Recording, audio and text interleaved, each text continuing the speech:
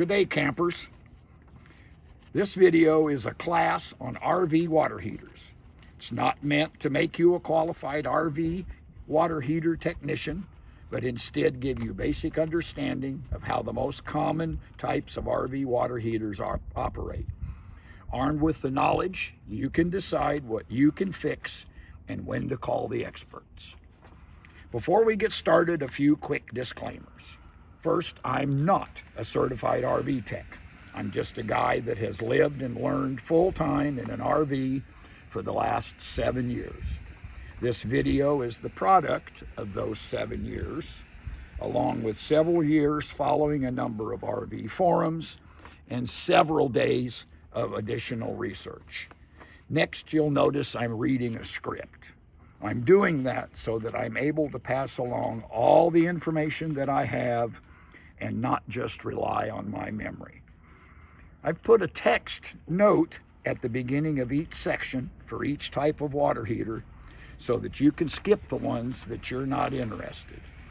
And last but not least, at the end of this video, you'll be a fully qualified RV water heater operator. So if you like this video, please do us a favor and tap that thumbs up button. And while you're at it, tap that subscribe button so you don't miss future videos. Gas, or also known as LP or propane water heaters, are the original RV water heaters. Because in the early days, RVs were 30 amp, so power management was very important.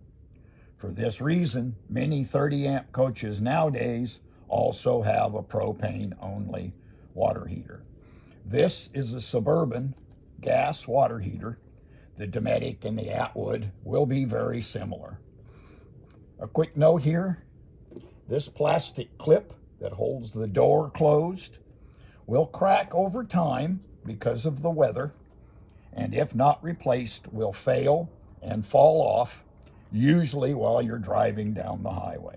I'd recommend replacing it before it fails with a metal one. I've linked to those in the description of this video. The term propane only is a bit misleading because they do use a small amount of electrical power from your batteries to operate. If your batteries get too low, your water heater may not operate. Propane water heaters in an RV work very much like a gas water heater in a sticks and bricks home. A spark from an igniter, this is known as the direct spark ignition system, lights a flame that heats the water in the tank. There is a safety switch to shut off the gas if for some reason the flame doesn't ignite. This is a thermostat to turn the flame off when the water reaches a preset temperature, and an over temperature switch to shut off the flame if the thermostat fails. They're both located inside this rubber cover.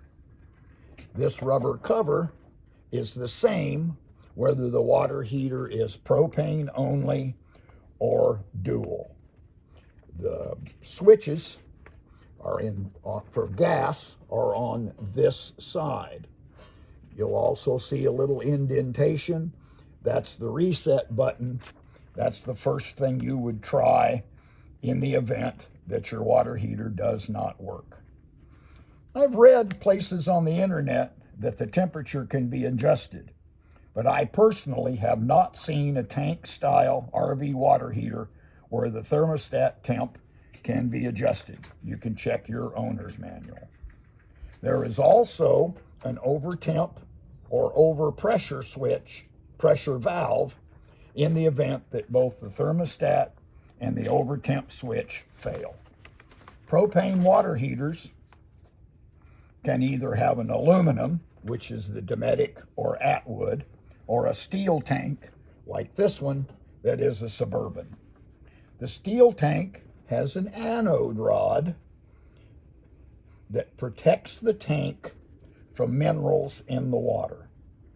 The anode rod is a consumable part and will need to be replaced periodically like when you drain and service your water heater.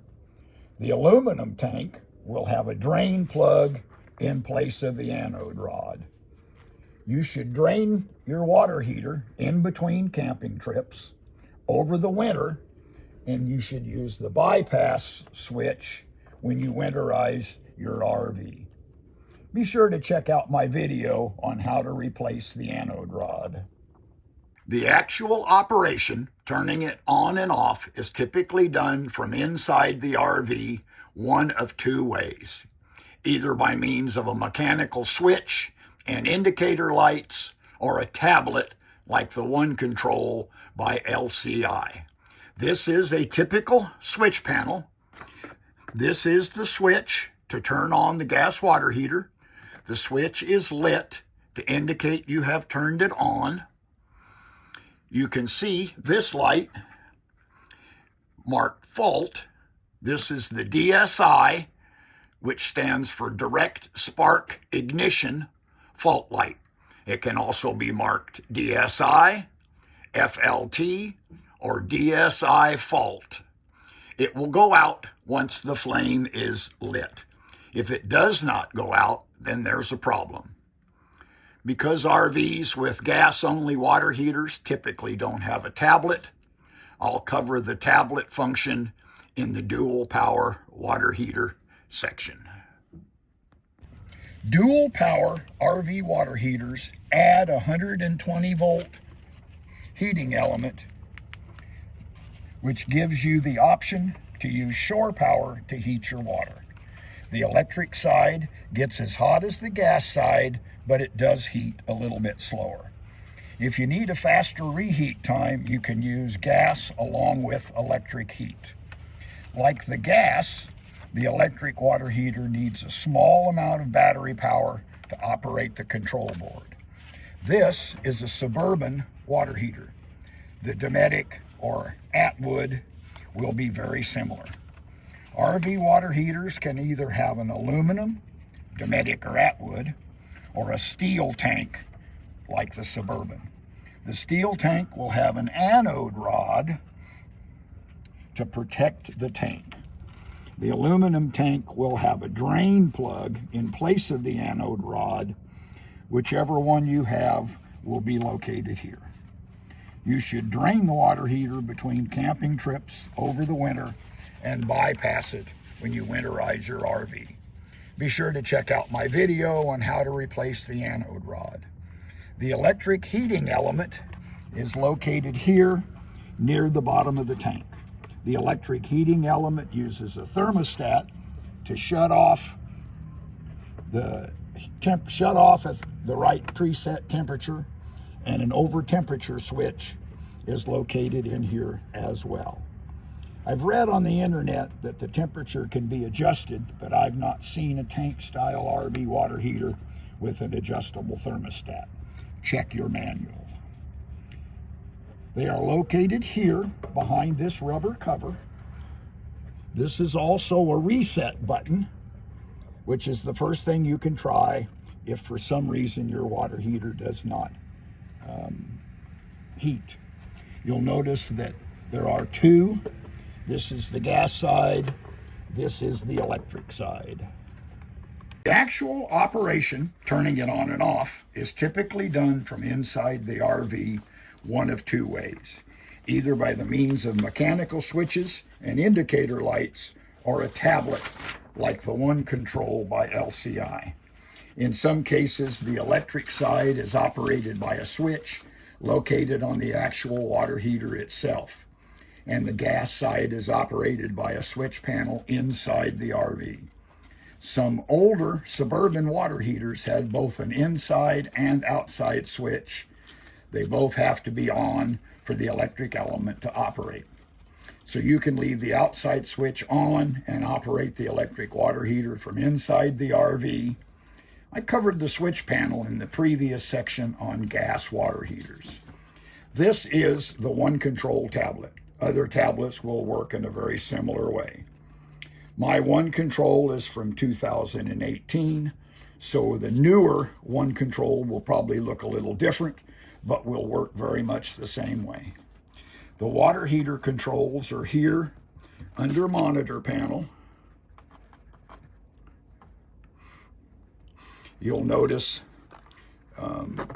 electric water heater and gas water heater. If there's a problem with the electric side, the switch will simply not stay green. If there's a problem with the gas side, depending on version of software in your tablet, you'll get some kind of an obvious indication that there is a DSI fault, known as a direct spark ignition fault. Otherwise, the switch simply turns green. I explained all of this in the gas water heater section. When tapping a switch, you can hear a quiet relay click and oftentimes even hear the gas flame come on. Tankless or on-demand water heaters are still relatively new to the RV world. The companies making these water heaters, along with those using them, are still learning. Unfortunately, I was unable to get access to an actual tankless water heater. This is a picture of your basic tankless water heater. Tankless water heaters need water flow in order to turn on the flame to heat the water. There is a flow meter inside the water heater itself that actually turns the flame on and off. If you don't have enough flow, the flame will not stay on. The thermostat is located inside the heat exchanger inside the unit to adjust the flame to maintain the set temperature. Like tank-style water heaters, they have many safety features, including a pressure and temperature relief valve. These water heaters are propane only, no electric heating element. But they do, like tank-style water heaters, use a small amount of battery power to operate the electronics. Some of these water heaters have a recirculation system to save on water. Some have an anti-freeze system to protect them in the winter. This is a picture of a typical controller for the water heater, where you set the temperature. It will be located somewhere inside the RV. Some are more convenient than others. With a tankless water heater, you set the water temperature at the controller and use water just from the hot side of the faucet. You don't use the cold faucet to mix with hot like a tank-style water heater. Mixing cold just overworks the water heater, reduces the flow, and just does not work well. You use these controls and this display to set the temp.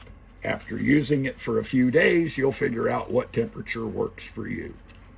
Depending on which tankless water heater you have, there may be some troubleshooting tools inside the controller as well.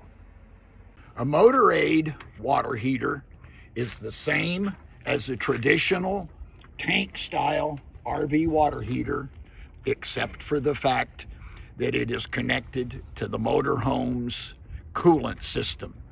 It uses that system to generate and maintain hot water. Hopefully, this video gives you enough information to be comfortable with using your particular RV water heater, or if you're trying to decide what kind is best for you. As always, thanks for watching, and please remember to like and subscribe.